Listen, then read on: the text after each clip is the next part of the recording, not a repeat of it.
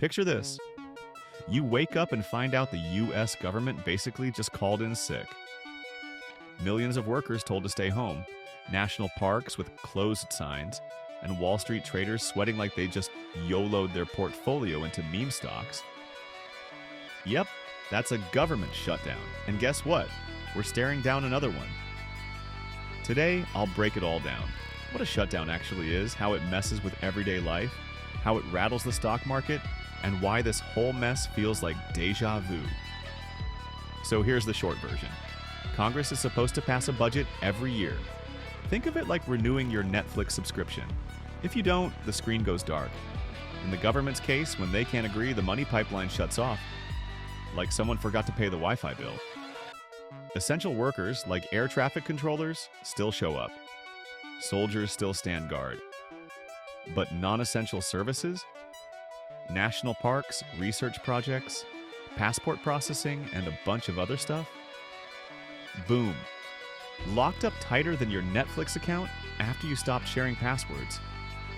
And just because you're essential doesn't mean you're paid.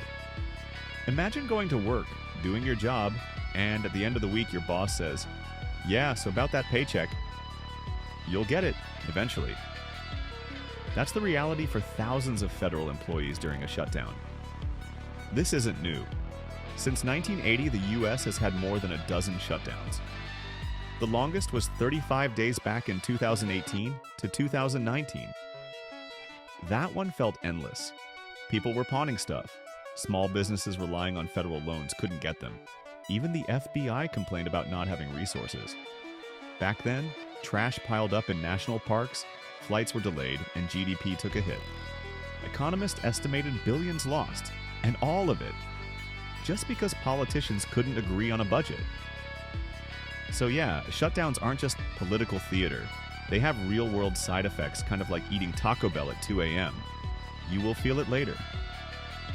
Fast forward to right now. Funding for the government runs out at 12:01 a.m. on October 1st, 2025. Congress is in full toddler mode. Republicans want stricter spending caps. Democrats want to protect health subsidies. Nobody's sharing toys.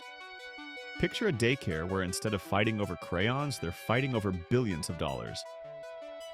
The Senate already rejected a short-term fix, and the White House even told agencies to prepare mass layoff plans, which is basically like saying, we're not just shutting down, we're uninstalling the whole program. If this drags out, nearly half the health department's workers could be furloughed. The Labor Department might stop releasing jobs reports, which means Wall Street traders will be out here guessing like they're shaking a magic 8-ball. Will the market go up? Reply hazy, try again. And think about it. No jobs report means the Federal Reserve doesn't even know how the economy is doing.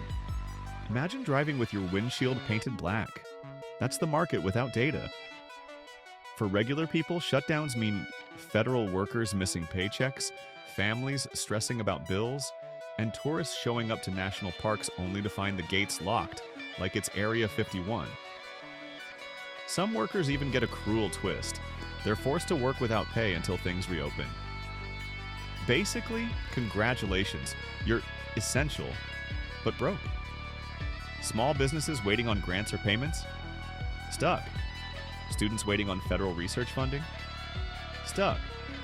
Veterans waiting on services? Stuck. Basically, if the government owes you money, don't hold your breath. Now, the markets. Shutdowns don't always make stocks crash right away. Sometimes investors just sip their coffee and say, hey, they'll figure it out. Wall Street has seen enough political drama to be a little desensitized. But when shutdowns last, things get ugly. Why? Because the market relies on government data. Jobs numbers, inflation reports, GDP growth. Without those, traders are basically driving blindfolded down Wall Street. And let's be real, half of them crash even with their eyes open. Historically, we've seen short-term dips, spikes in volatility, and people running to gold or bonds for safety. Translation? Uncertainty equals Wall Street's least favorite word. Well, second least favorite, first is taxes. And here's the kicker. Markets don't just react to shutdowns, they react to the politics. If investors think Washington is dysfunctional, it makes America look weaker on the global stage. International investors might pull money out, the dollar can get shaky, and suddenly we're exporting political chaos along with soybeans. So, what happens now? Option 1. Congress passes a quick patch, buys a few more weeks, and we do this dance all over again. Option 2. They magically agree on a budget. Haha, good one. Option 3. We get a long shutdown, with workers stressed, markets shaky, and politicians pointing fingers so hard they should get carpal tunnel. At the end of the day, a shutdown isn't just about politicians fighting in D.C.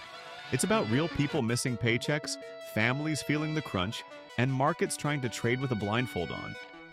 The whole country becomes collateral damage in a political staring contest. So, do you think Congress will pull a last-minute save? Or are we about to watch the government hit the snooze button on America again? Drop your thoughts in the comments, hit that like button, and subscribe for more breakdowns on money, markets, and the madness in between.